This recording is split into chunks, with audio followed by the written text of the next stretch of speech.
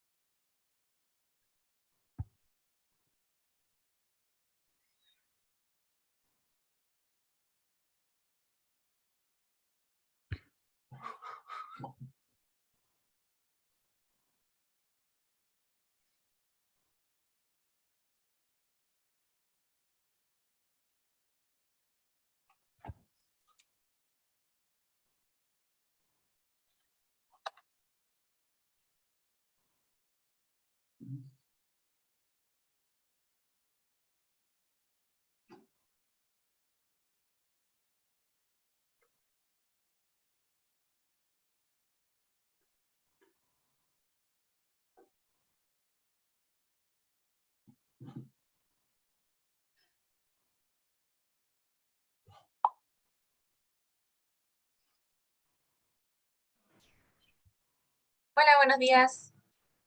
Buenos días, Sofía, ¿cómo estás? Bien, ¿y usted cómo le va?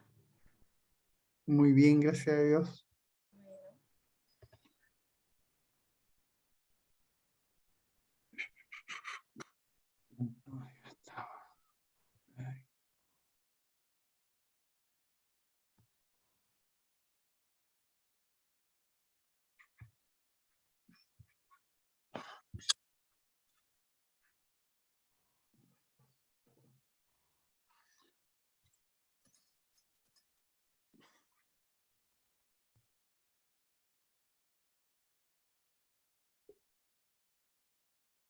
Hola, hola. Hola, Marcelo, buenos días. Buenos días, ¿cómo están? Buenos días, don Marcelo, ¿cómo estás? ¿Cómo está don Mauricio Olmo? ¿Ah? Aquí Profesor. estoy de enfermero en estos días. Chut. Paula tiene COVID. Oh, ándate, cabrito. Sí, así que estoy compartiendo entre mi nuevo Todavía no oficio. tengo audio, espera. Ahora sí te escuché. Hola, Manuel. Ahora sí.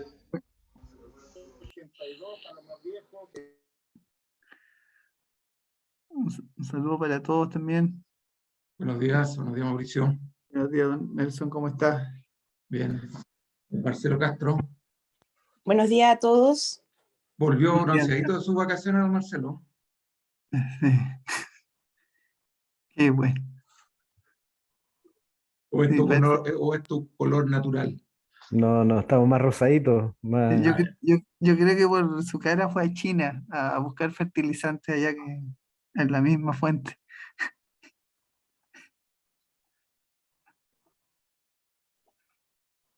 Oye, esperemos un ratito que se nos llene la sala, un minuto y partimos. Ahora sí. Buenos días, buenos días. Días, Buenos días, don Manuel, Manuel. ¿cómo Buenos, estás? Profesor Mauricio. ¿Se encuentra buenos bien? días. Buenos días, buenos días, buenos días. No, ¿cómo estás? Así fue a cargar pilas, don Marcelo. Pero, ah, qué bueno. Oye, vamos a estar atentos a su cátedra, don Mauricio. Mira, es un resumen de dos cosas que a mí me pidieron. Ya, uno de la- el 2007 yo trabajaba en Sokimichi, tuve que implementar esto del alza de los fertilizantes, ¿ya? Y al ver, bueno, ese año fueron varios motivos y ahora hay motivos muy distintos y al final hay una cierta relación entre el costo de los granos y los principales alimentos versus el alza de los fertilizantes, pero ahora está agravado por otras variables que también encarecen todas las materias primas de los principales fertilizantes solubles están más caros. Y si sumamos a eso que nuestro continente no es atractivo en cuanto a mercado, y el tema de la operación de los fletes, hace que sea una tormenta perfecta. Eh, eh, Eso es lo que más que nada pude ver, investigar, que lo que hace eso es plantearnos lo que hacemos, apuntar a ser eficiente. Hoy día, a diferencia de 15 o 17 años atrás, eh, había menos herramientas, había más desconocimiento y yo creo que hoy día hay más herramientas. El desarrollo de la ingeniería genética nos permite saber qué hacer en las plantas, hacia dónde apuntar. Y eso es lo que les quiero transmitir, más que nada, pues, porque sería muy latero y largo explicar cada uno de los temas. Ya, pues, ya que Mauricio ya partió No, estábamos con su hablando presentación. solamente con No, Manuel pero y el prólogo, la introducción Minuto, de tu minuto, larga. minuto.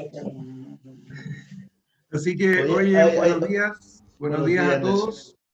Vamos a partir con este comité técnico de nuevas variedades, con un tema que venía rondando ya hace un tiempo que tenía que ver con el alza de los fertilizantes, de los nutrientes en general también, más allá de los fertilizantes que estamos acostumbrados. Y esa variación en el mercado, por supuesto, que genera preocupación y también la búsqueda de alternativas, de lograr niveles productivos que nos lleven a los productores a la rentabilidad buscada. El comité técnico pasado apareció esta inquietud y también el compromiso de Mauricio de poder hacer una exposición de lo que él ya viene visualizando, y creo que es una buena oportunidad de tener esa información, así que aprovechar la larga experiencia que tiene Mauricio en este tema, y tanto a nivel comercial como a nivel también productivo. Así que esa combinación nos hace que esta visión tenga ese valor. Así que la idea es poder tratar entonces lo que llamamos alternativas y complementos para desarrollar una estrategia nutricional sustentable y viable, que creo que el título que le dimos a esta exposición resume un poco eso, digamos, que la búsqueda es de que sea sustentable en el tiempo y viable también económicamente. Así que ahí hay una mirada. Así que agradecerle a Mauricio.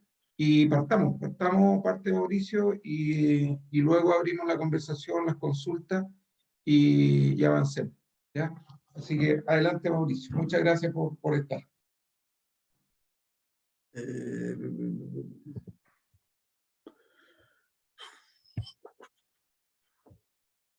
eh, Se ve bien ahí, está en modo presentación, así que está perfecto. ya, déjenme mover la imagen del que está hablando. Ya. Buenos días a todos. Cuando nació esta inquietud, me acordé y aproveché de juntar 3 solicitudes que me hicieron productores de distintas zonas, pero con mucho en común.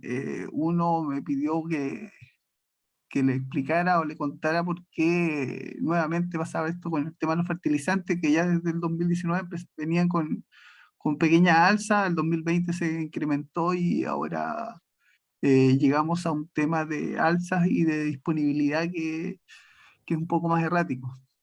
Segundo, otro productor que pidió qué hacer, qué alternativas que existen, qué podemos hacer y cómo podemos mejorar.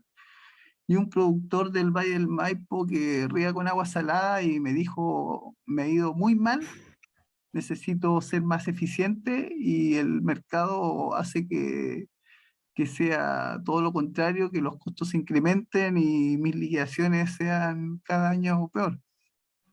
Entonces, entre esas 3 inquietudes más la duda y el recuerdo que tuve del 2007, traté de hacer un resumen para que vayamos discutiendo, conversando y analizando que esto ha pasado, en estos 17 años ha pasado al menos 3 veces, y es un fenómeno económico y de abastecimiento que nos puede pasar con distancias en el tiempo no muy lejanas. Entonces, a modo de introducción, el mercado de los fertilizantes se caracteriza por tener productores en zonas geográficas bien marcadas, y puse aquí vendedores porque hay también un país que como trader es súper importante, que es Rusia. Entonces, hay que ver claro que hay productores, que hay vendedores de fertilizantes. Hoy día el transporte y la logística es una variable que ha tomado peso como nunca, y pareciera que faltan barcos, los barcos desaparecieron, les dio COVID. Y también hay que considerar siempre que cuando hay un alza en el interés o por la alimentación mundial, que son los alimentos estratégicos, el consumo tanto de alimentos como los consumos de los fertilizantes van de la mano, y América del Sur no es un mercado atractivo. Haciendo historia, la crisis del 2007 se produjo por una falta de stock de productores, pero no por problemas de logística y transporte. Llegamos a precios que pensamos que nunca más íbamos a ver en el mercado interno. El fósforo a 2.000 pesos, los nitratos de potasio a 1.000 y un poco más, las fuentes nitrogenadas a 800.000 pesos, 800 a 1.000 pesos. Entonces, fue un momento complicado que nos hizo por primera vez preguntarnos, como yo todos los años hago un manejo, ¿habrá sido suficiente o no? Si bien en Chile, además, sabemos que se producen fertilizantes, no es mucho la paleta, sobre todo en soluble, principalmente en el mercado de los potasios. Y el resto de los productos, los chilenos lo importamos. En el mundo, los principales productores de productos nitrogenados son China, Estados Unidos, India y Rusia. O sea, es importante que consideremos esos países porque los mismos se van repitiendo siempre. En cuanto a los fosfatos, China, Estados Unidos, India y Rusia son los principales actores del mercado. Y el potasio, que es el que nos pega en cantidad por el P por Q, que es un monto importante, tanto Rusia y Bielorrusia son juntos el principal productor. Y si agregamos a China, claramente sobrepasan a Canadá, que es un actor relevante en el mercado. Entonces, aparte de todo lo que hemos ido viendo, hay una situación geopolítica que también nos complica. El consumo de fertilizantes es principalmente China, Estados Unidos y Asia. Ya entre ellos tenemos el 80% del consumo de fertilizantes. Y se suma a eso que hoy día los costos energéticos y de materias primas para producir fertilizantes solubles se han incrementado en niveles nunca antes vistos. Tenemos una crisis que aparte está sustentada por una demanda de alimentos que es creciente en el mundo. Entonces, se dan todos los factores para que ese mercado se esté comportando de la manera que lo estamos sintiendo. El día lunes salía este cuadro en un periódico y claramente los fertilizantes se disparan. Ahí está más explayado en el tiempo, pero los fertilizantes se disparan junto junto de la mano con este gráfico que tiene que ver la accesibilidad de los alimentos en el mercado. Entonces, hoy estamos mucho más acá de donde termina el gráfico, pero siempre que hay un alza en el precio promedio de los alimentos, hay acompañado de un alza de los fertilizantes, ¿ya? Cuando pasa eso, naturalmente hay un alza de los precios, pero hoy día tenemos una condición geopolítica que hace que los principales traders de ciertos elementos no puedan actuar. Cuando las materias primas todas han subido y existe un tema con el transporte naviero que todos lo hemos vivido, lo hemos sufrido y nos hemos beneficiado de eso. Entonces, esa es la coyuntura que ¿cómo se llama?, que nos tiene en esta situación que estamos hoy, ¿ya? Entonces, con todas esas aristas que hay, nosotros ¿qué hacemos? Voy a hacer como el proceso de lo que hacemos siempre de manera rápida. Entonces la fertilización del huerto en general hoy se compone de una fertilización química, que sería buscar fertilizantes dependiendo de la disponibilidad, del precio, de nuestras limitantes o de lo que determine cada política de fertilización al mercado. En algunos casos usamos enmiendas minerales que tenemos niveles de sodio que nos pueden complicar la estructura o las bases en el suelo, y salimos a buscar algún producto cálcico, e inclusive los mismos carbonatos que nos molestan tanto, a veces en Copiapó se han aplicado como enmiendas en productos más formulados. Los bioestimulantes a veces también se utilizan porque hay bioestimulantes que tienen un efecto en el suelo, hay bioestimulantes que tienen un efecto sobre las sales y hay otros bioestimulantes que nos mejoran el sistema radicular, y por eso nosotros, es un complemento habitual en nuestra fertilización. Pero después de todos estos accidentes, en general siempre nuestro punto de partida tiene que ser la etapa de diagnóstico de suelo. ¿Y por qué siempre recalco, y a lo mejor puedo ser exageradamente repetitivo en eso? Es porque me incluyo, a veces hemos dejado de lado la importancia real que tiene el realizar un análisis de suelo cada temporada. A experiencia propia les puedo decir que nosotros en ciertos huertos aplicábamos todos los meses, todas las temporadas, una cantidad de fertilizante tal que cubría holgadamente los niveles y requerimientos que tiene la producción. Pero al mirar los análisis de suelo todos los años, en vez de incrementar nuestro psique en el suelo, o nuestras reservas en suelos que tienen una textura que permite hacerlo, veíamos que los suelos cada año eran más pobres. Entonces, ¿qué decían? No era un tema de cantidad, era un tema de cómo lo hacíamos. Y eso es una realidad que el otro día lo hablamos en una reunión que hubo en Copiapó, pero es algo que siempre le quiero dar vuelta porque es súper importante no solo hacer los análisis de suelo para ver cómo venía o hacer la planificación de la fertilización, sino que también es importante ir comparando el año a año para ver cómo es la tendencia de mi manejo, si estoy empobreciendo un suelo, si estoy aportando. Hay años que los fertilizantes deberían tener un menor costo y son años en que yo puedo jugar a aportar todo lo que el huerto necesite y no gastar las reservas. Y hay temporadas como esta que necesito echarle mano quizás a las reservas que tiene el suelo, ¿ya? ¿Cómo eso hacemos o programamos nuestra fertilización en todas las temporadas? Generalmente por la extracción del huerto, y la distribuimos en función de la fenología, ¿ya? Y ahí se obtiene nuestro requerimiento a utilizar en cuanto a unidades aportadas y qué fertilizante utilizar, y si existen limitantes, compramos algún calcio, algún desplazador de sales.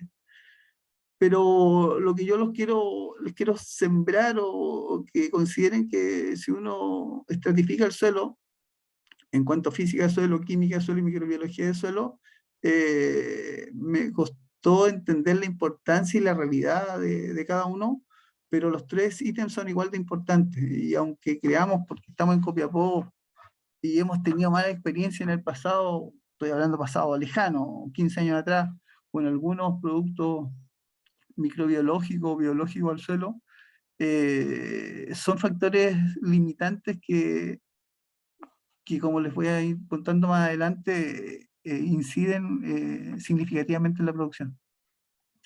Entonces, nosotros, ¿cuál es el objetivo? Ver qué herramientas hay dentro de una estrategia de suelo en las distintas partes que afectan al suelo que podrían ayudarnos. Agregar eso, que es la importancia de la física del suelo. Nosotros, si estamos en lugares que la salinidad es un problema, la salinidad y el buen drenaje de un suelo no son muy amigos. Eso nos ayuda a realizar fracciones de lavado que, como sabemos, en algunas partes del valle, por el diseño del huerto, por cómo se diseñó la plantación, en vez de poder lavar, estamos acumulando sales por año. Entonces, ahí vienen efectos negativos que vamos a ir viendo más adelante. Entonces, El suelo nos puede entregar cosas, sí, no, la rizósfera nos puede entregar de la fracción intercambiable o disponible, vamos extrayendo reservas que nos ayudan, de la microbiota o microorganismos que hasta en el desierto existen, por fijación, degradación, asimilación o solubilización de nutrientes, podemos aumentar esa disponibilidad que nos entrega el suelo. Por mayor desarrollo de raíces, ya sea por simbiosis benéfica, como las micorrizas o bioestimulación, podemos ser más eficientes. Y por mejoramiento de las condiciones del suelo, ya sea porosidad, aireación, estructura, drenaje y microbiota benéfica, podemos tener mejoras físicas, microbiológicas y bioquímicas que apuntan o a la disponibilidad, o apuntan al desarrollo radicular, o apuntan a la actividad radicular netamente porque tanto los microorganismos benéficos como las raíces respiran, necesitan oxígeno. Entonces, es una actividad aeróbica que necesita que la limitante no exista. Entonces, ¿por qué no aprovechamos los aportes del suelo? Porque puede ser un suelo agotado, por sobreexplotación, o hay suelos que son bastante marginales, pobres. Por no contar con los microorganismos benéficos, o estos se encuentran en un desbalance negativo respecto a los perjudiciales. A modo de experiencia les puedo decir que yo realicé análisis metagenómico en 16 huertos, ¿ya? De esos 16 huertos, las comparaciones eran huertos similares, porque eran buenos productivamente, y los huertos que presentaban mayor cantidad de problemas que en la analítica no la veíamos mucho, ¿ya? Entonces mi objetivo ahí fue buscar un patógeno para tener un producto y eliminarlo. Pero que nos dimos cuenta que no era un patógeno, sino que en los huertos buenos, los microorganismos benéficos eran explosivamente, considerablemente mayores que los que son perjudiciales. En cambio, en los huertos malos, inclusive teníamos hasta poblaciones o individuos benéficos cero. Entonces, ahí, esto lo hicimos hace unos 4 años atrás, me hizo un cambio de sentido en que no todo pasaba por la fertilización mineral o tirar un producto que me iba a sanitizar el suelo y con eso le iba a devolver la productividad al huerto. ¿Ya? ¿Por qué no podemos aprovechar también por condiciones de anóxida prolongada, o sea, por condiciones naturales? A veces tenemos napas freáticas, por manejos de riego, por formación de estratas impermeables o condiciones naturalmente de mal drenaje, por problemas de salinidad excesiva o elementos limitantes. Ejemplo, el sodio nos afecta a la estructura y la estructura nos afecta a la absorción a veces de potasio y de magnesio, ¿ya? Entonces, cuando tenemos sodio, a veces vienen y nos recomiendan usar mucho potasio y no es la solución, ¿ya? Y ahí, como aprendí en Copiapó cuando llegué, en realidad es la relación calcio-sodio la que hay que mejorar, y es más barato. A veces tenemos problemas de plagas y enfermedades en el suelo que también afectan las raíces y la absorción de nutrientes. Entonces, esto es un problema multifactorial, ¿ya? Una por sí sola puede que esté acompañada de otras limitantes.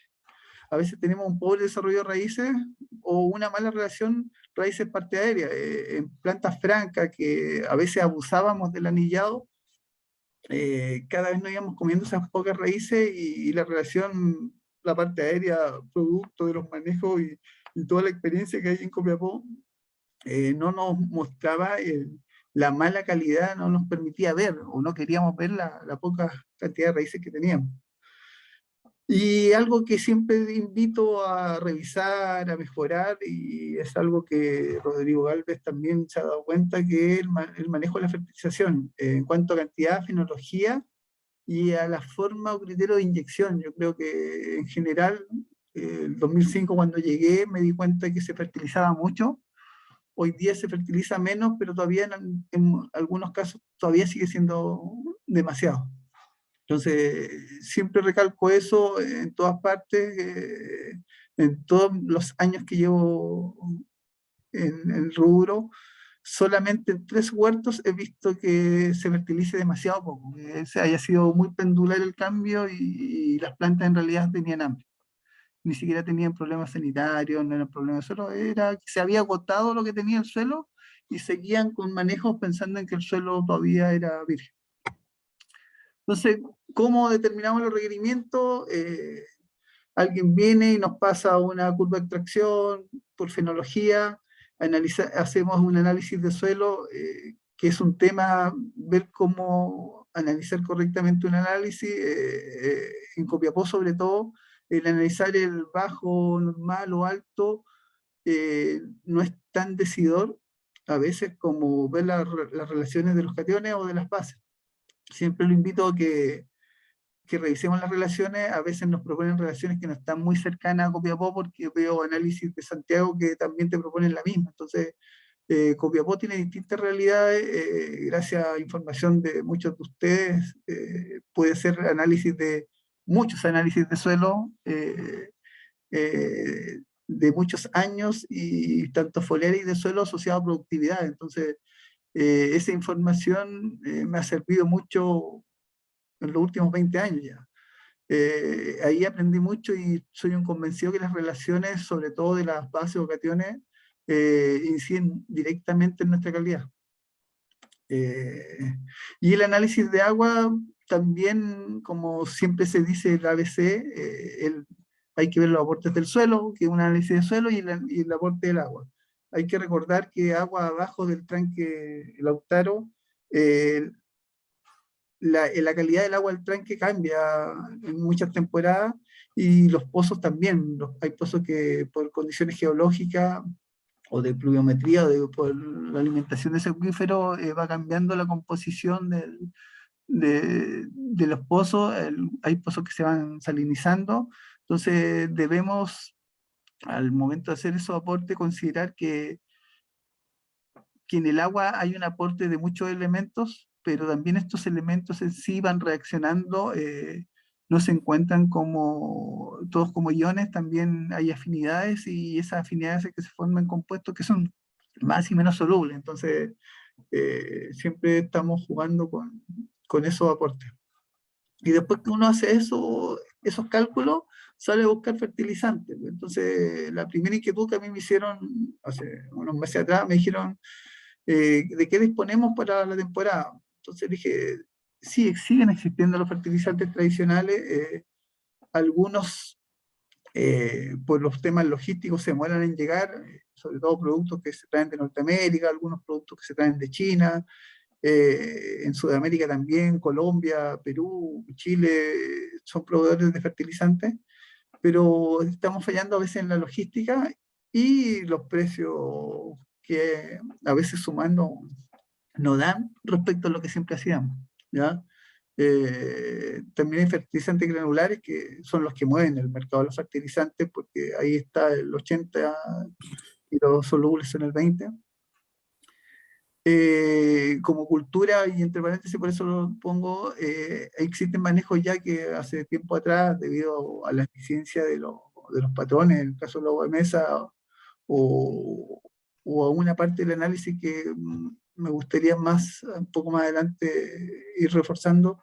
Hay elementos que se pueden suplir de manera foliar y de manera significativa, ejemplo el nitrógeno, ¿ya? Y hay otros que cuestan mucho más, como el fósforo, y entre medio hay algunos micro, está el magnesio, hay calcios que se pueden ir supliendo, que sobre todo nos ayudan en momentos en que el suministro de agua o el riego, la reposición del agua vía riego es baja, y si uno incorpora eso en la ecuación, ahí le va a dar la mejor disponibilidad que uno tiene por estado fenológico para el cultivo. Hoy día existe un mayor desarrollo respecto a lo que antiguamente vimos de los fertilizantes líquidos, pero que en general, o la gran mayoría, son los mismos fertilizantes tradicionales, que van en una solución que permite que esté libre de impureza, pero también siempre el costo ha sido una limitante. Y existen hoy día fertilizantes con nuevas tecnologías, con nuevas formulaciones, que por su formulación tienen adyuvantes o formulaciones que permiten tener NPK tan similares a los ya extintos ultrasoles, o sea, un 20-20-20, un 15-15-15, 20-10-20, que son concentraciones altas, pero tienen una buena formulación que les cuesta el lavado, tienen una baja conductividad eléctrica y lo que nos vienen a ofrecer en realidad es que serían mucho más eficientes que la fertilización tradicional. Siempre yo digo, cada zona los suelos tienen una realidad y una reacción distinta y hay que ir evaluándolo. Después que salimos a comprar los fertilizantes, viene la temporada y hay que regar. Entonces, ¿cómo monitoreamos la fertilización? Con análisis foliares, aquí pongo un resultado de un análisis foliar y distintas maneras de interpretarlo, la manera tradicional, el DRIS, el índice normalizado de Washington, hay uno de Olmos, hay un montón de maneras de interpretar los análisis, pero lo importante es que sea oportuno. ¿Ya? El agua de riego, como les dije, cuando uno va haciendo un monitoreo continuo en la temporada, ve que hay fluctuaciones, y sobre todo de limitantes, como el cloro, que los años normales generalmente baja en la temporada, y se mantienen los carbonatos, se mantienen los sulfatos, y el boro es un poco más constante en la temporada. Y existe en los seguimientos nutricionales a través de sonda o simplemente a través de solución, que nos permiten ir haciendo un ajuste de cómo va mi solución, si mi fertirriego cumple con lo que yo planifiqué y si estoy fertilizando en el momento o inyectando en el momento correcto y en la cantidad correcta. Entonces, todas estas herramientas son útiles, sí. Hay algunas como el foliar que tiene la limitante que a veces se demora más de 10 días en llegar, porque hay que cuadrarnos con el momento del muestreo, que llegue, que lo procesen, que tienen que sacar las muestras, meterlas. Hay días que hacen base, hay días que hacen elementos individuales. El análisis de agua es más rápido porque se puede hacer por colorimetría y hay laboratorios más a mano que pueden hacerlo de manera rápida. Y la solución es un análisis rápido porque generalmente es colorimetría, pero nos indica valores súper importantes que son poder determinar cómo estoy fertilizando. Pero hasta aquí es lo que siempre hacemos. Entonces, ¿cuál es la idea de hoy? Es ver cómo aprovechar y dar sustentabilidad a los aportes del suelo a través de estrategias que incluyan la parte física, micrológica y química del suelo. Y en el fondo hay elementos que permiten una bioestimulación del suelo. La primera etapa es el diagnóstico, que es lo que hablamos. Después nosotros tenemos que tener claro que tenemos que darnos la molestia y lo hice, por eso digo que es molesto, pero la información es bastante útil, tener claro mis distintos cuarteles, el estado de raíces, las condiciones delimitantes que hay en esa zona, la distribución de las raíces del bulbo y el drenaje. Yo soy majadero en el drenaje porque donde peor drenaje nosotros teníamos, la microbiota del suelo era casi nula o cero. En suelos que lo hacíamos medianamente bien, ya teníamos una población de microorganismos benéficos. La analítica, aquí inclusive no están todos los tipos de análisis. Si alguien quiere saber cuál es la microbiología del suelo, hay que hacer un análisis metagenómico, pero siempre los invito a que tomen análisis de partes buenas versus partes malas. Porque si hacemos por describir un suelo, eso solamente es información y ayudar al estado del arte, pero no es una información práctica para uno, saber si están ahí las limitantes. Y en el huerto, todo esto que diseñamos, monitoreamos y medimos, tenemos que ver si se refleja en el cultivo, con tasas de crecimiento, con una estrategia de fertilización que se vaya adecuando, con estrategias de riego que nos permitan tener una relación agua-aire y desarrollo de los microorganismos que sea buena, que sea sustentable, que las poblaciones no se desarrollen, colonicen y mueran, sino que sean estables en el tiempo. Vuelvo a repetir, con criterios de inyección correctos, en cantidad, en momentos y en tiempo, y apuntar a una fertirrigación. Entonces nosotros podemos hacer una mejora física, podemos hacer una mejora química, una mejora microbiológica o de la microbiota, y esto hoy día la gente siempre te invita a tener un suelo vivo, y como digo, el suelo siempre es vivo, es dinámico, es cambiante, tiene características físicas, químicas y microbiológicas cada uno, y tenemos que aprovechar las herramientas que hoy día existen para poder sacarle el máximo provecho, darle sustentabilidad al sistema. Yendo a herramientas que tenemos en el suelo, la primera parte, la materia orgánica, todos la conocen. Hay materia orgánica estable, que siempre que yo digo es la que más nos ayuda a mejorar un suelo físicamente, ¿ya? Sean líquidos, sean polvos, sean productos inertes. Esa es la materia orgánica que es más estable en el suelo y nos permite mejorar la estructura de manera consistente. La materia orgánica soluble tiene un muy bajo efecto de estabilidad en el suelo, pero sí causa un efecto quilatante en el suelo y actúa como un bioestimulante en la parte aérea. Entonces esa es la parte que nosotros vemos, pero al medir la mejora en el suelo generalmente es baja. Les puedo decir que hay huertos que tuvieron 12 o 15 años de productos muy connotados y de muy buena reputación, pero el momento de hacer el cambio de variedad y ver la calidad del suelo era la misma que teníamos antes, y era un suelo franco limoso, de la parte media Copiapó, muy salino, y no mejoramos nada. Entonces siempre recalco eso. ¿Las dos son herramientas? Sí, las dos son herramientas, pero si nosotros queremos hacer algo que nos permita en el tiempo tener un colchón sustentable de aporte al suelo y de calidad de suelo, siempre hay que pensar en materia orgánica estable. En cuanto a la microbiología, hoy día yo creo que todos por algún motivo saben los distintos microorganismos que existen, que son los mismos que uno mide en un análisis metagenómico en el fondo. Hay bacterias nativas e introducidas que son Bacillus, Pseudomonas, Zospirillum, Enterobacter, Azotobacter, Rhizobium, etc., que se caracterizan o la utilizamos por ser fijadoras de elementos, solubilizadoras de elementos y transformadoras de elementos. Hay otros microorganismos que son controladores de plagas y enfermedades. Hay microorganismos que producen metabolitos que son bioestimulantes para las plantas, y hay otros microorganismos que el resultado de su actividad es una biofertilización y una estimulación de parte aérea y de raíz. Entonces, ejemplo, los bacillus cumplen como 3 de esas funciones. ¿Ya? Hay otras bacterias como Zospirillum, Azotobacter, Enterobacter, que tienen que ver con fijación, solubilización de elementos.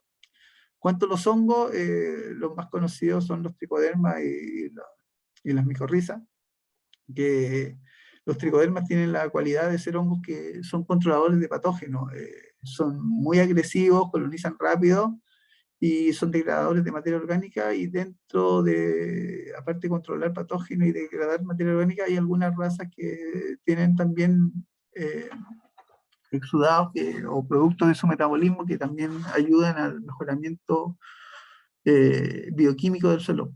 Y las micorrizas endoyectoparásitas que nos aumentan la eficiencia de nuestro sistema radicular, porque hay que pensar que con el tiempo y por los manejos también, se nos dice que es normal que un patrón con el tiempo sea menos eficiente. Yo creo que primero hay que ver qué es lo que hacemos en el tiempo, si dejamos todo a la buena voluntad y desarrollo solamente del patrón y no hacemos nada sabiendo que existen limitantes, es esperable eso. Y microbiológicamente también hay aportes biológicos que pueden ser extractos vegetales y animales que se utilizan por su efecto como enraizantes, como bioestimulantes y algunos inclusive como mejoradores de suelo. Y existen otros procesados que consisten en fermentaciones, hidrólisis o distintas reacciones químicas que pretenden concentrar o extraer algún compuesto activo que lo quiero para un fin puntual. Y además de lo que antes, y yo creo que todos conocemos, yo creo que también hoy día hemos escuchado la palabra regulador osmótico, osmoregulador. Yo le llamo osmolitos porque así sale generalmente en la literatura y me gustó ese nombre, que son, algunos son la manera como las plantas regulan ante los distintos estrés, sea biótico o abiótico. ¿Ya? La imagen que tienen acá a mí me gusta mucho porque habla del mecanismo en casos de sequía, y la conclusión que llega este autor es que este grupo de osmolitos son los únicos que sirven en caso de sequía junto con el calcio. Entonces, y explica todos los distintos procesos que se somete a la planta. Entonces, ¿por qué hoy día sabemos esto y antes no lo sabíamos? Por el desarrollo de la ingeniería genética, ciertas características de las plantas que los genetistas van persiguiendo, nos ayudan a ver que sí existen ciertas características y procesos metabólicos en la planta que nos permiten defendernos de los estrés radiativos, de altas temperaturas, de bajas temperaturas, de la salinidad. Entonces, hoy día es algo que ya está más conocido en el mundo, hay mucha información, y mucha información viene de zonas muy parecidas a la nuestra. Entonces, específicamente Copiapó, Vallenar, la salinidad, la sequía son problemas que no solamente son exclusivas de nosotros. Los bioestimulantes, una palabra que, como bien sabemos, se quiere regular. A partir de septiembre ya va a existir una mejor regulación. La palabra bioestimulante involucraba muchos productos, muchos modos de acción, y a veces eran productos que eran fitosanitarios, pero en la etiqueta decían bioestimulante. Hoy día, al regular eso, se va a poder tener más certeza de lo que estamos comprando, utilizando, del modo de acción, que los productos deben ser lo que dicen ser y deben actuar como lo indican en su etiqueta. Entonces, ese va a ser un orden muy importante para todos los productores que sepan lo que están usando, por qué lo usan y para qué lo usan y el efecto esperado. Dentro de los bioestimulantes puse primero los aminoácidos porque en general los usamos, no nos preocupamos en algunos casos mucho del aminograma, mientras más aminoácidos libres tienes mejor, pero hoy día, ¿por qué les puse 3 en amarillo? Porque la prolina junto con la glicina deben ser los 2 molitos que mejor suplen casi todos los distintos tipos de estrés abióticos, ¿ya? La glicina no es glicina, sino que la glicina participa en otros procesos y también puede terminar como glicina, pero puede tomar otra ruta, el glutamato igual, y la betaína también. Pero los aminoácidos son bioestimulantes que se han utilizado o mal utilizados por mucho tiempo, y los resultados son distintos porque muchas veces su composición es muy distinta, y hoy día ya se sabe mejor y con más certeza la función de cada uno de ellos. Hay productos que utilizamos también como bioestimulantes que por su efecto elicitor y también actividad fungistática o bacteriostática, como el quitosano. Hay gente que le gusta, hay gente que no le gusta, pero en realidad hoy día se sabe que se puede decir qué concentración el producto funciona o tiene o una actividad fungistática, bacteriostática o elicitora, ¿ya? El ácido salicílico lo puse solo ahí porque para algunos autores es una fitohormona, para otros es un buen osmolito, para otros es un buen compuesto, por su actividad, porque tiene un gran efecto por un desarrollo radicular, carboxila elementos y aumenta la actividad del arrobisco. Muchos de los objetivos de nuestros productos son aumentar la actividad del arrobisco, ¿ya?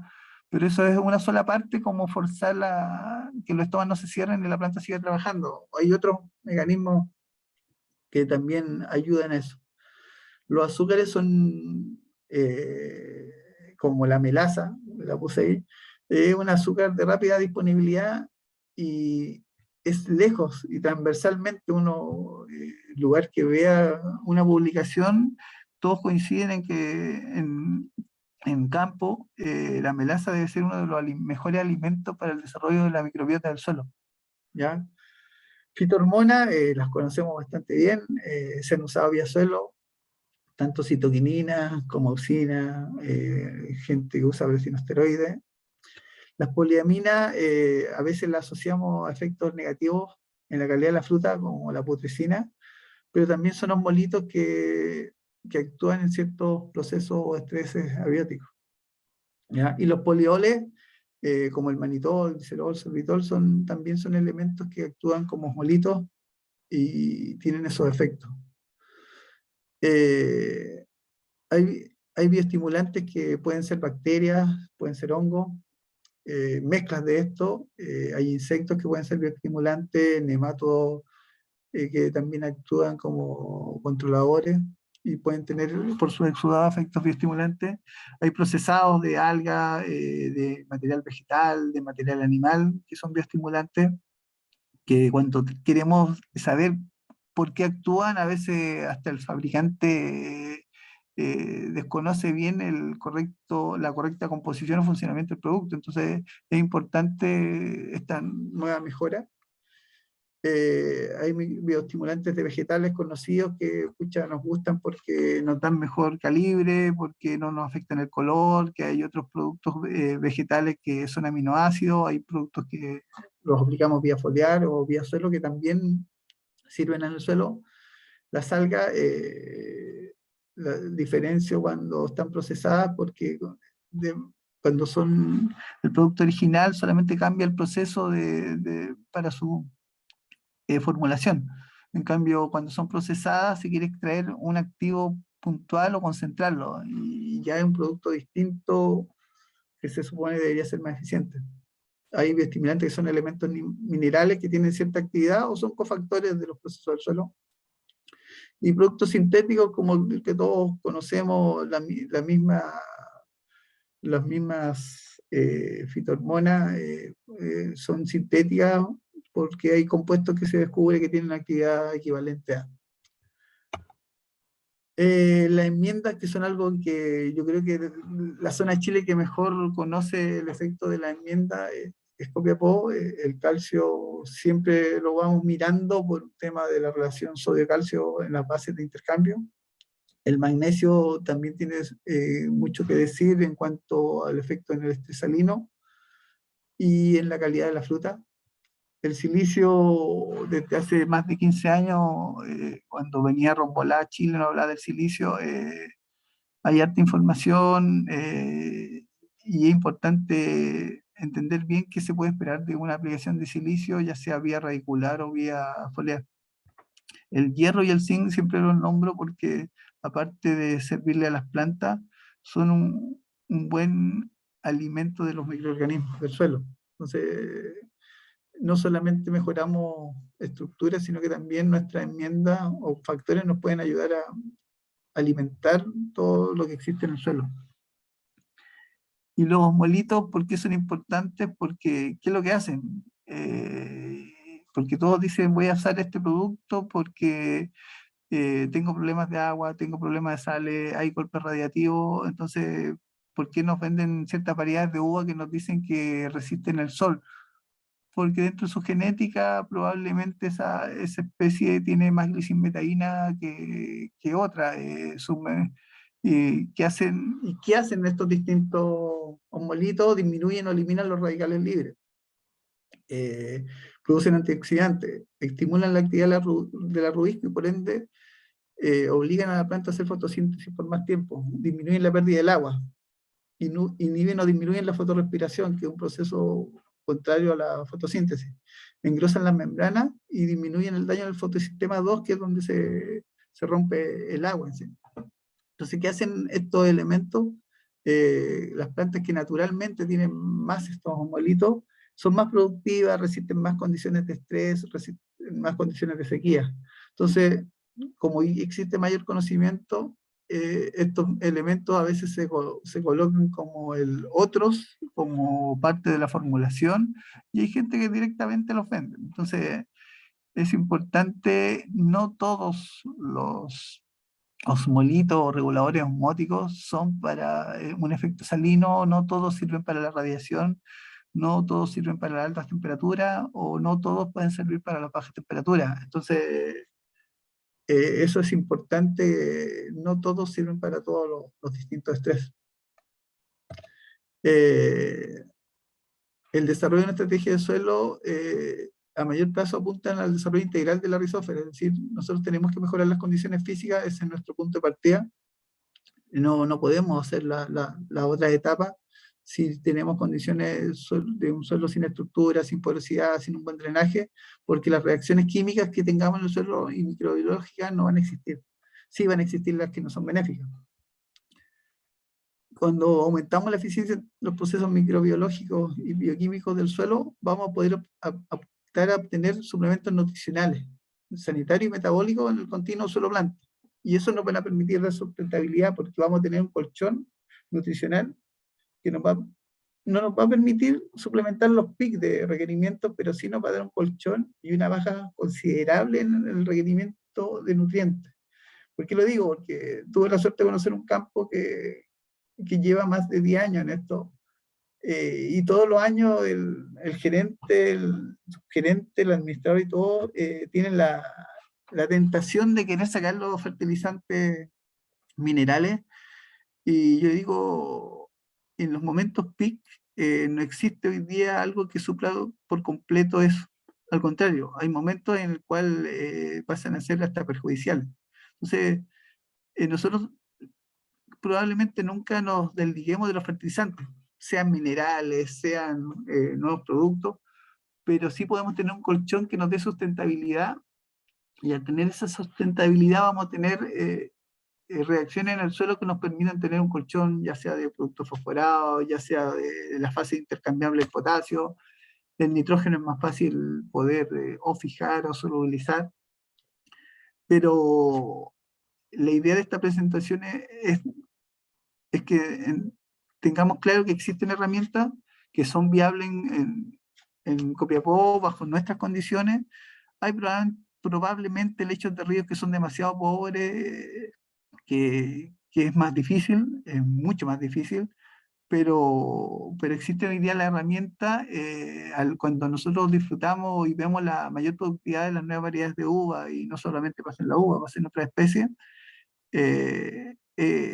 Ese desarrollo genético también nos ha permitido ir conociendo una evolución de la información y de la técnica del conocimiento aplicado, que nos permite pensar en que podemos evitar que cuando venga una crisis alimentaria, logística, los fertilizantes van a volver a subir, y vamos nuevamente a volver a plantearlo que hicimos en estos años desde la última alza del fertilizante, porque el negocio es estrecho, y si sumamos y restamos no nos da para soportar alzas de la mano de obra, alzas de los fletes, alzas de la fertilización y de un sinfín de productos que nombrarlo sería muy latero y largo. Entonces, esa es la invitación, sembrar que existen herramientas que, como en todo índole, hay que elegir las que nos sirven para las condiciones de Copiapó.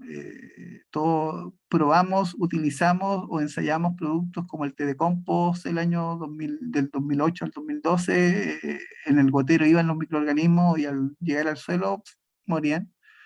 Hubo un boom de las micorrizas entre el 2005 y 2010 y todas se morían, porque eran micorrizas prácticamente de bosques prístinos, de suelos espectaculares, ácidos, que llegaban acá a un suelo alcalino con un potencial osmótico o una conductividad eléctrica altísima, y se morían.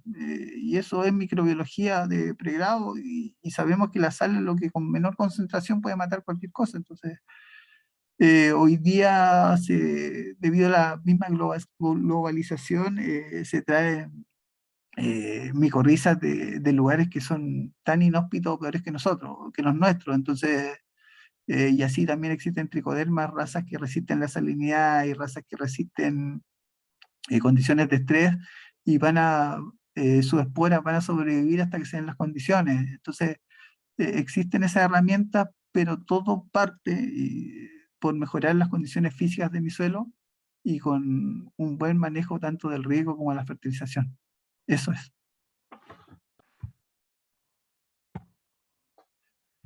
Gracias, Mauricio. No sé si hay consulta.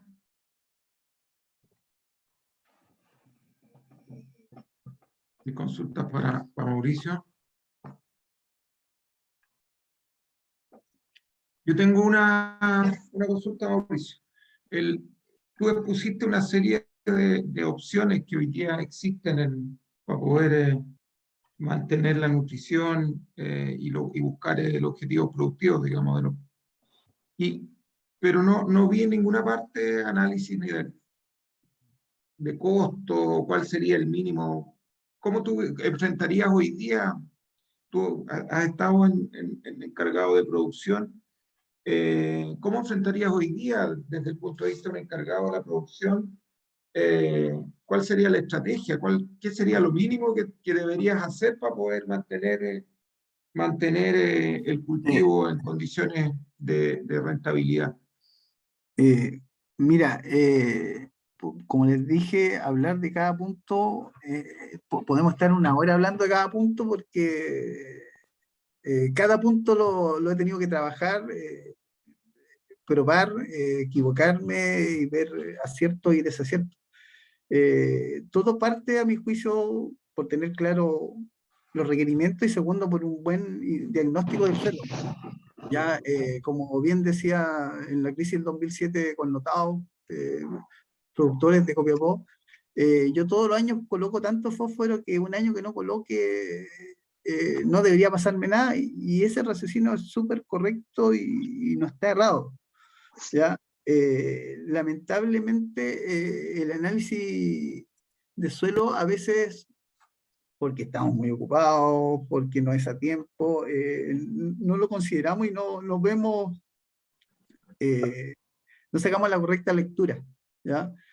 Yo si primero no soluciono las limitantes, si no soluciono la estructura del suelo, pueden venir a ofrecerme el mejor microorganismo del suelo, el mejor producto, pero si yo tengo condiciones o de salinidad excesiva o de anaerobiosis en el suelo, los factores limitantes siguen existiendo. Entonces, la primera etapa yo creo que muchos la tienen claro, a veces por presupuesto o por motivos de costo, no podemos hacer las enmiendas que queremos, pero sí, yo creo que Copiapó, siempre lo hemos dicho, yo creo que de todo lo que conozco hacia el sur, es el lugar donde está la mejor experiencia y las mejores cabezas para manejar esas limitantes. Uno va al Valle del Maipo y ve que todavía hacen cosas de manual, ven salinidad con parámetros de Chillán, y esas cosas son errores graves. Entonces,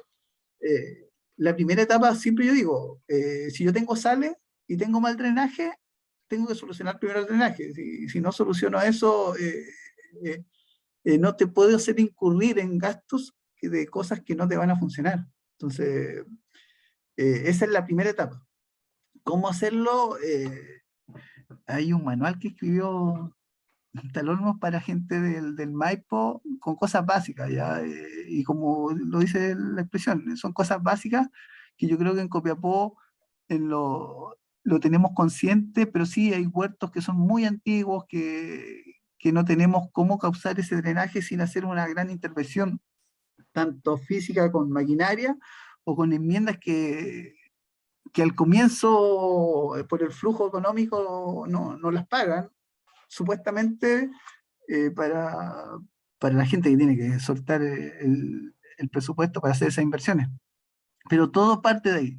Y una vez que yo mejoro eso, puedo hacer la segunda etapa, que es una mejora ya más química, más microbiológica y sanitaria del suelo. ¿Ya?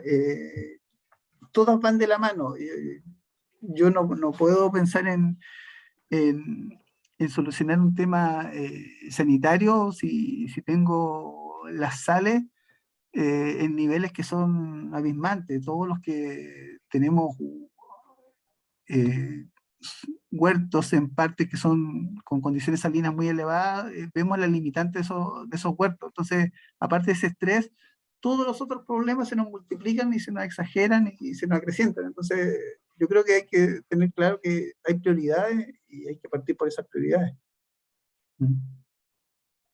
Perfecto. Y compararlo con la necesidad de tu nivel productivo objetivo, digamos. Y esa demanda que ese huerto tiene en forma particular para alcanzar ese nivel productivo. Es que al final todo apunta a eso. Primero, alcanzar un nivel productivo, pero no a cualquier costo, ¿ya? Hoy día el rubro no nos permite hacer cosas a cualquier costo y queremos ver una respuesta rápida en el huerto porque primero hay variedades que creemos que nos van a durar tanto como una Thompson o variedades y puede que esas variedades nos duren 4 o 5 años, entonces porque el mercado no las quiso, no funcionaron, en ese sector puntual no fueron exitosas, o sí son exitosas, pero a un costo pucha, voy a decir algo que no es muy correcto, pero que la utilidad se la lleva el genetista, el viverista, la exportadora, pero el productor no. Entonces, el tema es que sea negocio primero para el productor y después para todo el resto de la cadena. ¿Mm? Perfecto. Oye, había una mano levantada de Paulo. Sí, buenos días Nelson, Hola, buenos días Pablo, don ¿cómo Mauricio. estás? Buenos días. Bueno, Buenos días. a Mauricio agradecer por su exposición, eh, muy complementaria para las acciones que nosotros hacemos por temporada. Y bueno, y saludar a todos también, a todas y todos, eh, retomando el circuito, ¿no es cierto?, de PTI Corfo. Bueno, quisiera preguntarle a don Mauricio en relación, bueno, asumiendo que la base que nosotros no estamos tratando de reflexionar es Copiapó, pero estamos en Huasco, y bueno, en ese sentido, como hablaba, es posible extrapolar también todo esto, pues, digamos, la zona extrema de Copiapó y extrapolarlo para la zona sur, ¿no es cierto? Y existe ese conocimiento de este extremo y lo permite también extrapolar. Bueno, y en este caso nosotros, apuntando que estamos hablando de fertilización, ¿cómo mejoramos también los instrumentos públicos? Porque seguimos viendo que los programas públicos siguen fomentando el tema de aplicación de guano de cabra o guano, tipo guano. Entonces, en definitiva, si estamos haciendo productos que se pueden asimilar a los temas salinos y estamos aplicando sales, bueno, ¿cómo eso hoy día nosotros lo refrendamos, ¿no es cierto? Diciendo, oye, paremos un poquito, hay ciertos tipos de guano, en ciertos tipos de condición, en ciertos tipos de tratamiento, por tanto tenemos que adecuarnos para aquello. Entonces, la idea de esto es, bueno, si tenemos a don Mauricio, bueno, ¿cómo nosotros recogemos esta experiencia del conocimiento de la ciencia con Mauricio y su trabajo que tiene cómo lo llevamos a la práctica, en forma concreta, con insumos? Es como, oye, es como decir, oye, un fardo de pasto no va a arreglar el tema caprino, ¿verdad? Entonces, si seguimos con una política glodita de la piedra, bueno, nosotros necesitamos, o sea, tener una mejor política pública que nos permita de otra forma bajar nuestros costos a través de incentivos y de una otra forma estas cosas se lleven a cabo en la práctica a nivel de productores de acuerdo a sus características, ya sea por su condición poder usar estos instrumentos. Eso, muchas gracias Nelson y Mauricio, nuevamente agradecería a todos por estar acá. Muchas gracias. Gracias, Pablo. Mauricio, ahí de lo que plantea Pablo, ahí está el tema del guano, digamos, que es una actividad que hoy día se sigue haciendo y se mantiene, digamos. ¿Qué opinión tienes sobre eso? Entre lo que Bueno, dijo Pablo, planteó otras cosas de políticas públicas y cómo abordar el tema hoy día. Pero ahí hay un sí, tema que es muy vigente y que hoy día se utiliza.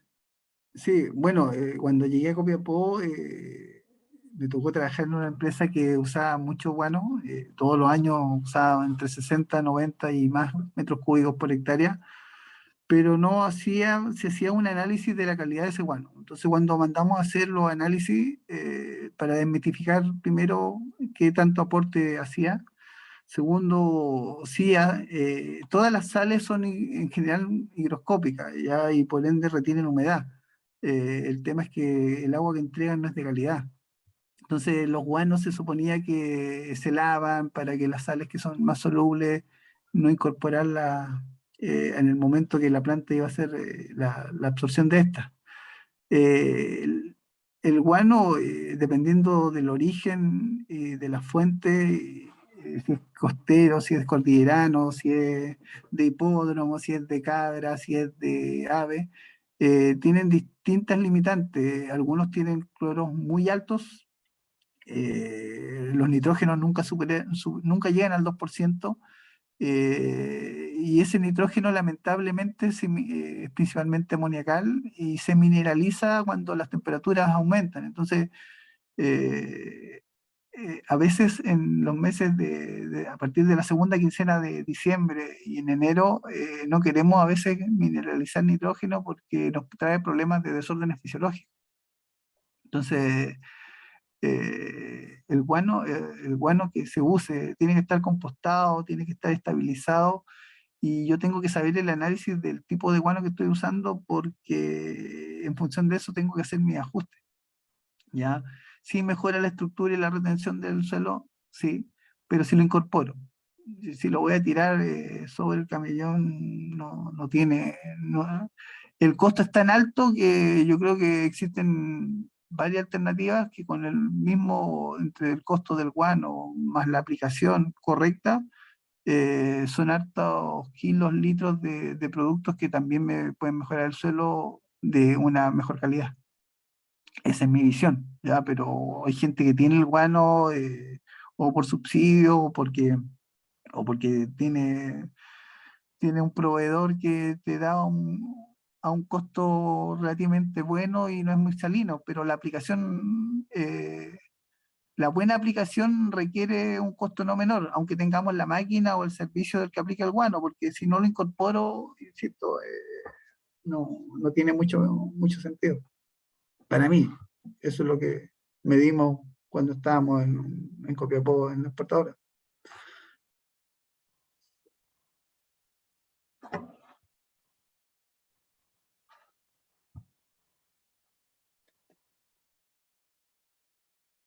Está en silencio. Ahí abre la conversación, por favor, si hay consultas o aportes a la visión que planteó Mauricio.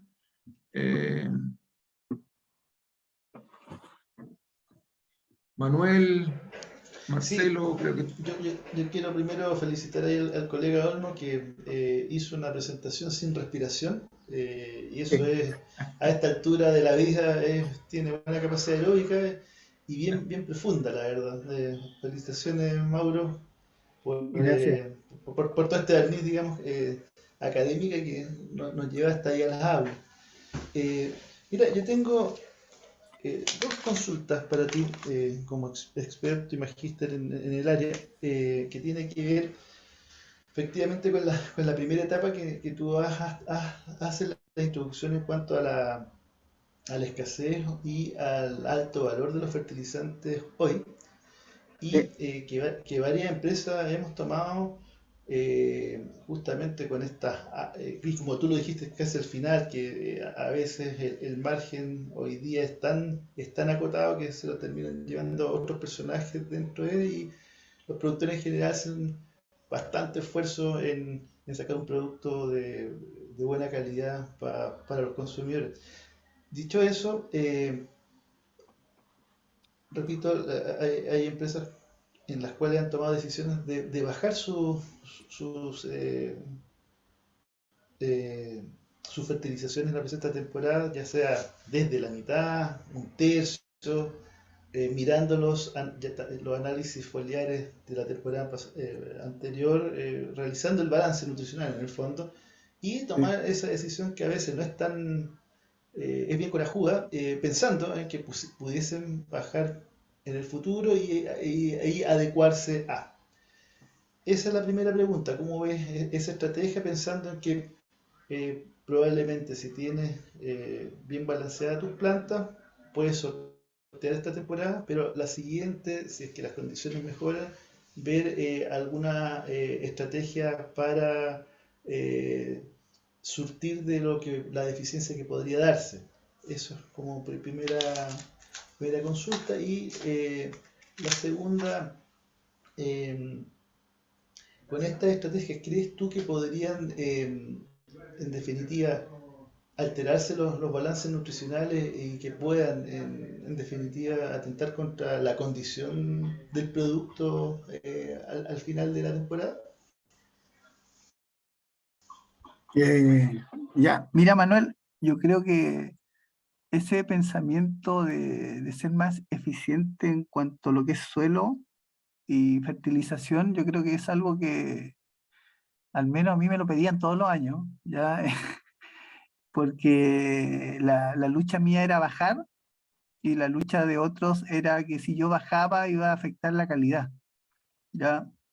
Me acuerdo cuando llegué, no voy a decir al campo, y me dijeron la cantidad de potasio que usaban, yo trabajando en Soquimich les dije que estaban casi locos, que la cantidad que usaban de potasio no tenía ninguna relación con los requerimientos de la planta por muy ineficientes que fueran. O sea, en el fondo estábamos botando plata porque aumentábamos las pérdidas nomás, pero olvídate del costo, vamos a la parte técnica. Si nosotros abusamos de los fertilizantes, estamos salinizando los bulbos. Y aunque la gente no lo crea, los estrés salinos causan merma en la productividad. Es algo que es medible, es cuantificable. Y yo creo que si hacen un análisis racional, como tú dices, Manuel, de los análisis foliares, como siempre he dicho, te van a decir si están malos, en verdad están mal.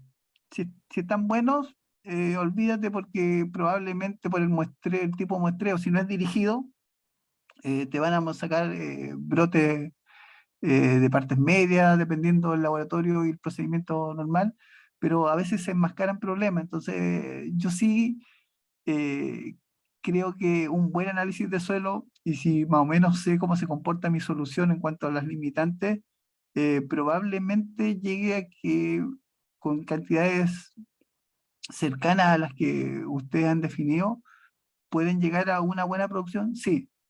¿Todo esto de qué depende? Principalmente de la forma de inyección de mi fertilización. Ejemplo, desde el año 2008, 2009, cuando trabajé en la exportadora de Copiapó, a cada campo yo me di la molestia de determinar, hacer un sistema de planificación y programación de riego en función de la salinidad.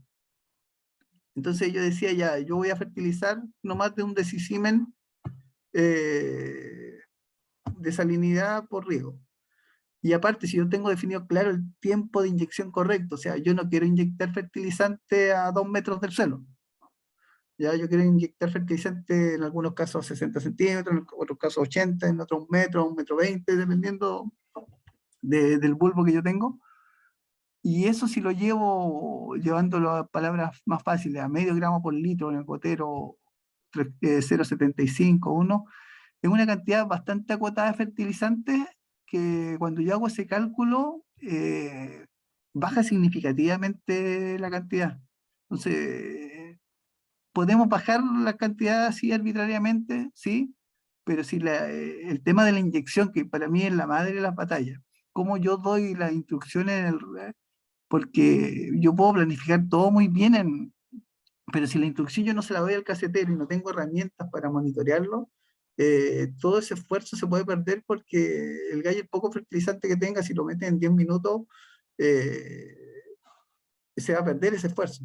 Entonces, cuando alguien dice, pero dar instrucciones de medio gramo por litro, porque no le vas a hablar de miligalente, sino que, o tantos kilos por metro cúbico y tanto tiempo de inyección, si logramos hacer eso, aunque no lo crean, la eficiencia y la respuesta en las plantas es muy distinta. Y la forma de enfocar la fertilización. Yo creo que el camino que hacen es el correcto, pero ahora viene la etapa de la implementación para ustedes, ver cómo esa instrucción facilita la operación del casetero, facilita el control, y van a ver que los resultados van a ser buenos productivamente. En cuanto a condición, en la última etapa nosotros siempre por desórdenes fisiológicos abusamos de magnesio y algunos a veces de potasio. A veces cuando no son elementos limitantes entran en el juego otras sales que no las deseamos, pero en la última etapa, cuando ya el calibre está jugado y no tenemos problema hídrico, probablemente hasta veamos condiciones de fruta que se parecen mucho a la parte baja de Copiapó, que ahí la problemática es otra. Entonces, yo creo que, Manuel, que es un buen camino, pero el cómo lo hacemos es la clave para que si funciona o no funcione. Desconozco con las magnitudes que decidieron, pero por decirte, bajar el nitrógeno a cantidades mínimas, hay que ver qué fuentes se utilizan. Potasio, probablemente alguien puede llegar, no sé, con 150, con 100 unidades y no es un disparate. Si tengo problemas de sodio, voy a tener que tirar un ambiente de calcio, probablemente, para no tener problemas de absorción de otros elementos, pero la madre de la batalla es ver cómo yo ejecuto eso. Y eso yo creo que es el mayor desafío, es convencer al equipo que cómo se tienen que hacer las cosas y tener ciertas herramientas mínimas para poder monitorear eso. Pero yo creo que, bueno, los conozco a ustedes, yo creo que tienen todas las herramientas para poder hacerlo bien. Y sí, que un año comas del colchón del suelo no es malo, ¿ya? Pero siempre invito a ver, en donde hay limitantes, pucha, aprovecha de hincarle a la física del suelo este año, ¿ya? Eso yo asumo que no debería haber cambiado ni sus costos ni tener otras limitantes nuevas, pero debería funcionar. Pero insisto, hay una etapa que es la más importante, es cómo yo ejecuto eso. Y eso creo yo, Iván. Mauricio, te tengo una consulta. Te Diga, don felicito Marcelo. también por la exposición, fue muy clara y nos llevaron a Trato. nos llevaron a la universidad de nuevo. Oye, mira, una de las principales limitantes que vamos a tener esta temporada, más que la del suelo, yo diría, va a ser la de los presupuestos. Exacto. Pensando en eso, ¿cuál es tu opinión acerca de la suplementación foliar? Por ejemplo, ya vemos que hay poca disponibilidad de fertilizantes, están caros los fertilizantes. De repente surge como alternativa la suplementación en estado fenológico, digamos, acotado de aplicaciones foliares. ¿Cuál es tu opinión, Mauricio? Mira, alguna vez en otra de mis trabajos se evaluó distintas fuentes y cómo se podía suplementar foliarmente los distintos macros. Y el nitrógeno es el que menos problema tiene de ser suplementado vía foliar. No hay que equivocarse porque, por decirte, hay productos que son a base de nitrato, hay veces que usamos urea baja en biures o a veces usamos urea formaldehído. ¿Ya? Hay que tener claro que yo siempre digo, como política me gusta usar vía foliar fuentes de nitrógeno que sean eh, que actúen en el momento, porque los efectos residuales del nitrógeno a veces se escapan del control. ¿Ya? El, el nitrógeno, el calcio, el magnesio y el potasio, ninguno como el nitrógeno en todo caso, se pueden suplementar bastante bien de manera foliar. El fósforo es el que menos responde de manera foliar y más encima también es el más caro, ¿ya? Pero sí, ojalá productos ¿cómo se llama? Que tengan un efecto no tan residual, como les digo, porque hay veces que tiene efectos no deseados. Ejemplo, si uso una urea con un formaldehído, probablemente yo la aplico hoy y puedo tener efectos residuales hasta de 2 semanas, dependiendo de las temperaturas y el metabolismo de la planta. Entonces, en general yo trato de suplementar vía foliar y con todos esos elementos no hay problema, ¿ya? Sí va a depender de la calidad de cada uno, hay veces que nos venden un NPK, 2 NPK iguales y uno está hecho con puro materias primas tipo superfosfato triple, cosas así. Entonces es importante ver bien los orígenes y el tipo de fuente. Pero sí es una buena herramienta y un buen suplemento. De todo, salvo, como les digo, el fósforo. El fósforo te saldría mucho más caro suplementar y son ciertos momentos en los cuales, ¿cómo se llama? Se requiere más, pero el resto no hay ningún problema. No significa no usar las raíces, nada para las raíces.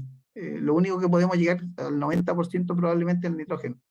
Pero en el suelo siempre va a haber una solución. Si probablemente yo debería, en ciertos casos de suelos con problemas salinos, apuntar más a mis limitantes para inhibir, compensar o simplemente hacer una competencia con la limitante que pueda tener mi solución de suelo, ¿ya? Eso sí no hay que descuidarlo, porque si yo por no fertilizar hago que el cloro entre a la planta de manera significativa u otras sales, pucha, ahí me complican bastante. Entonces tengo que ver hasta qué nivel yo puedo bajarme y también ver si no tengo alguna limitante en la solución de suelo que me obligue al menos a hacer ciertos aportes. ¿Mm?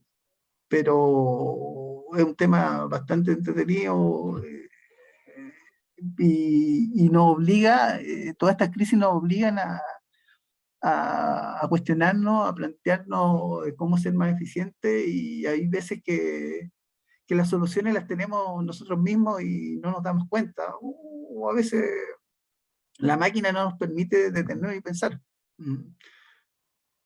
Pero yo creo, Marcelo, que vía foliar sí puedes complementar bastantes elementos, pero si tú tienes limitantes en el suelo, y bueno, sé que tienes limitantes en varias partes de tu suelo, ahí hay que ver que no sean elementos que te puedan causar problemas arriba, ¿ya? Que te van a aparte empeorar el efecto de lo que tú vas a hacer vía foliar.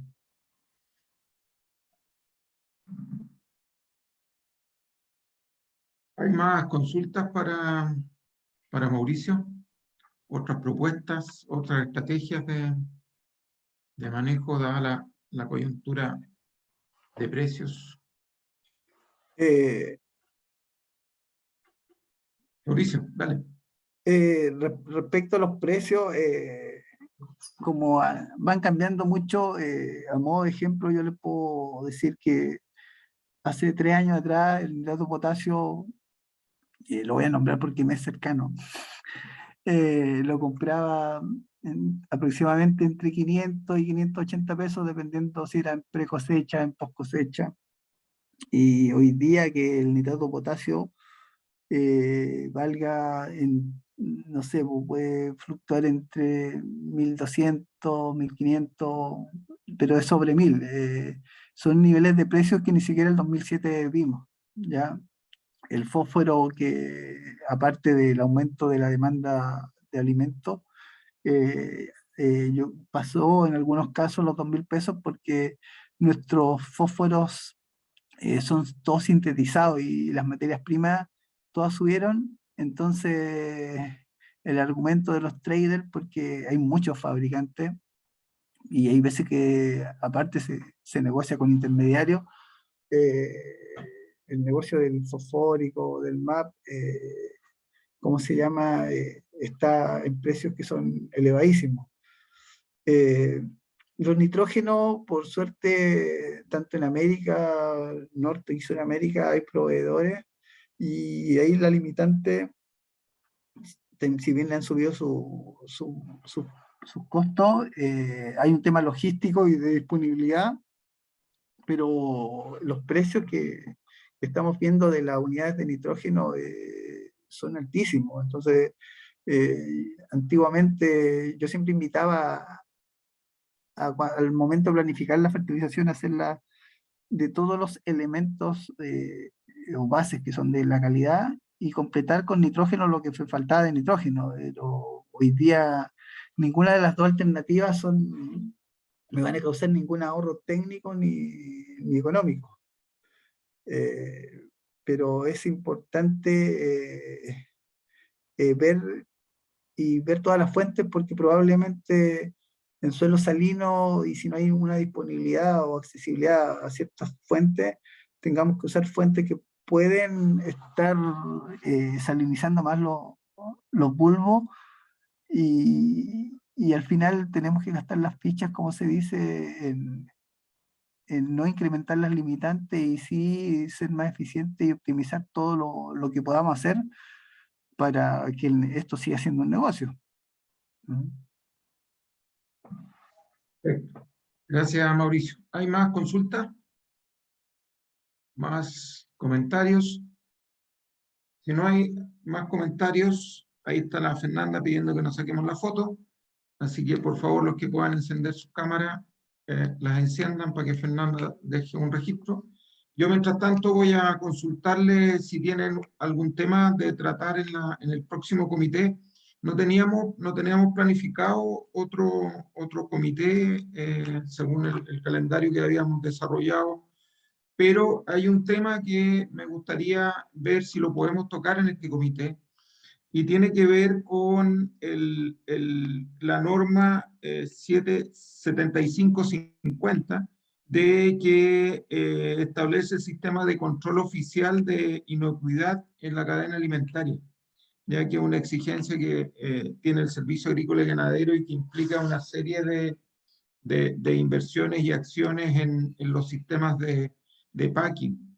Y esta inquietud nos vino desde el Valle del Huasco, en que los productores son pequeños, digamos, y tienen la necesidad de poder abordar esta norma como exigencia para poder exportar. Entonces queríamos tratar este tema también a través en un comité técnico, y este comité yo creo que puede ser el adecuado para poderlo tratar, recibir un poco la visión de las empresas más grandes respecto a esta norma, poder apoyar transferir información a los productores de menor tamaño, de cómo abordarla, cómo enfrentarla.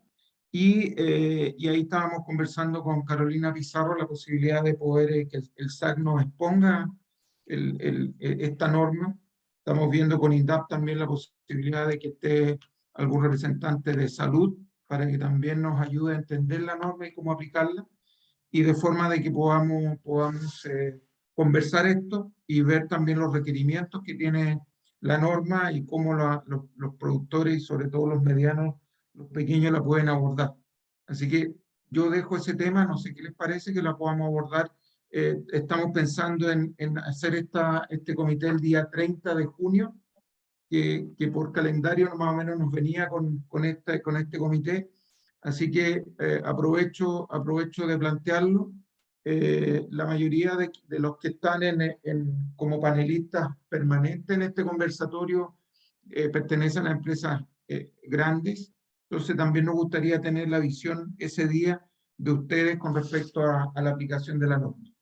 ¿Les parece que lo tratemos ese día? De forma que también es otro ámbito que escapa un poco a nuevas variedades, pero tiene que ver también con todo el proceso de exportación, y creo que se nos da bien en este comité. Dejo planteado eso, ¿les parece? Perfecto, ahí hay un dedo para arriba. Está bien. Dustin. No prometo, pero puedo ver si hay alguna posibilidad de apoyar algo con algún material también sobre ese tema, porque nosotros como empresa igual hemos estado trabajando en esta resolución, que tiene que ver netamente con la certificación, digamos. O sea, todo productor que esté certificado va a poder pasar por esta norma. El punto es que el SAC va a auditar en cualquier momento que se estén cumpliendo las normas, digamos, de inocuidad en general, y puede visitar el día X el packing o cualquier faena, digamos, que va a ser que va a estar vigilando de que se cumpla con la certificación, más que nada. Y hay unas cosas que hay que ingresar en la plataforma, o sea, hay que subir el Global Gap a la plataforma. Hay un par de cosas que hay que hacer. Y así ustedes pueden invitar también a los encargados de norma de las empresas que puedan estar ese día también, y en conjunto, por un lado, recibir la información del SAC, y por otro, poder ver cuáles son las acciones necesarias para poder abordar. No sé, Carolina, si tú nos quieres decir algo. Justamente iba a pedir la palabra. Bueno, esta norma, la resolución 7550, fue emitida a fines del año pasado y entró en vigencia ahora el 3 de junio. Esto significa, bueno, más que nada, ¿no es cierto?, todas las empresas para exportar ya se rigen actualmente con certificaciones internacionales, y además las BPA, BPM, y por lo tanto ahora el SAC viene a verificar que se esté cumpliendo a nivel, ¿no es cierto?, con nuestra normativa, y por lo tanto, dentro de las primeras exigencias, uno, que de las packing y las plantas, ¿no es cierto?, donde se almacena la fruta, debe contar con una resolución sanitaria. Y esa resolución, ese documento se debe adjuntar en el SRA. Todos los productores que exportan ya tienen su registro, los CSG, los CSP, ¿no es cierto?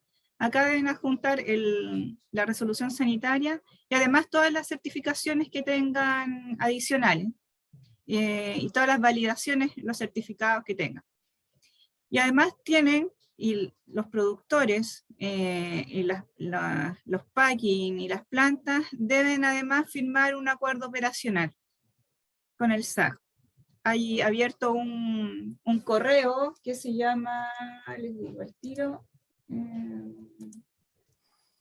inocuidad.atacama@sac.gov.cl para todas sus consultas.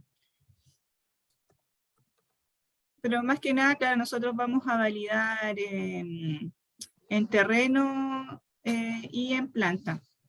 Este año, como recién se está oficializando esta normativa, vamos a ir en marcha blanca. Carolina, ¿puedes repetir el correo, por favor? inocuidad.atacama@sac.gov.cl. Vamos a ir en marcha blanca, ir verificando todo el cumplimiento de esta normativa y por lo tanto va a ser como un acompañamiento más que una fiscalización, y cuando se detecta alguna medida se van a dar plazos para ir corrigiendo. Entonces, Carolina, el jueves 30 de junio, 8:30 de la mañana, podrían ustedes dar los alcances de esta norma, y nosotros vamos a articular la posibilidad, si que se requiere, y estamos en conversaciones con INDAP también, a ver si puede acompañar a alguien de salud, que también se cruza con salud esta norma, y con eso ya y recibir la visión de los productores y de los encargados de normas de las empresas para poder generar algún plan de trabajo o coordinación que se requiera para adelante. ¿Te parece? Entonces, le daríamos, entonces nosotros vamos a articular esa reunión y abordaríamos este tema. Los quiero invitar también en la próxima semana, el 16 de junio, el próximo jueves, vamos a tocar el tema en el Comité de Eficiencia Hídrica. El INEA va a hablar sobre el tema de las mallas, el efecto de las mallas sobre la eficiencia hídrica y el uso del agua, de un trabajo que ya tienen terminado y que apareció el otro día en la actividad taller que hicimos hace unos días. Y el grupo de estudios del agua también va a hacer una propuesta de transferencia y asesoría que están diseñando, y estamos viendo la posibilidad de poder buscar un financiamiento público-privado. Así que eso es la próxima semana, jueves 16. Así que eso es lo que tenemos por el momento en calendario. Nelson, agregarle al calendario que el GTT también tiene el día lunes 13 los desafíos productivos con plantas injertadas, que expone Cecilia Pepi, ingeniero agrónomo de línea, con esa presentación. Eso es el día lunes también, un poco para que lo tengan en sintonía, y vamos a mandar la información con el link porque también es vía Zoom. Perfecto, ahí hay otra actividad más técnica y la difundiríamos entonces en cuanto nos llegue el link. Así que eso por ahora, seguimos entonces en contacto, lo que ustedes requieran, vamos avanzando con esto entonces. Así que muchas gracias Carolina, muchas gracias Mauricio por tu propuesta. Esa información va a quedar disponible en el repositorio, les vamos a enviar el link de la presentación y el video, así que ahí para que volver a revisarlo cuando se requiere. Así que muchas gracias a todos, que estén muy bien. Gracias Mauricio. Cuídense a todos. Chao, Gracias. chao. Adiós, adiós. Adiós. Gracias Manuel, gracias Marcelo, gracias Francisco, que estás por ahí también, y Dustin también, gracias.